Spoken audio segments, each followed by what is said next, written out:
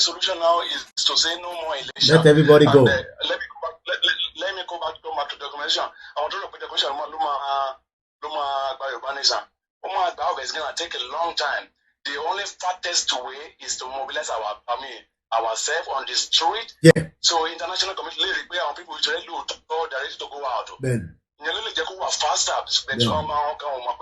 that is the fastest way. Yoruba Nation.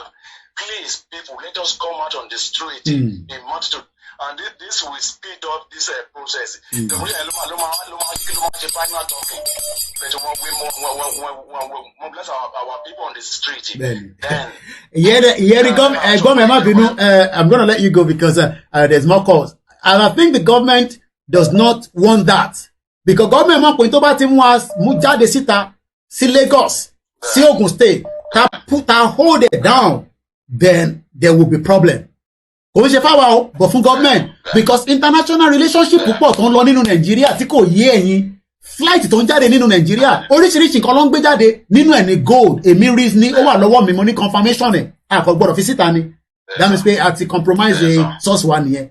Pure gold ni mo ń sọ ẹ̀yàn ọmọ Yorùbá tó ń bọ̀ láti Ọ̀ṣun State. Every nínú ìwé mi sẹ́ pure gold ni mò ń sọ yìí, pure gold ní Ọ̀ṣun State ìyá dẹ̀ ń jẹ́wọ́ 1 point finger wọ́n ń gbé flight ń jáde lójoojúmọ́ mo ní láti sọ orúkọ airline yẹn ojoojúmọ́ ló ń jáde kò ń ṣe láti Zamfara ni mò ń sọ Ọ̀ṣun State mo rí ni ó wà ní pákó confam ó wà lọ́wọ́ mi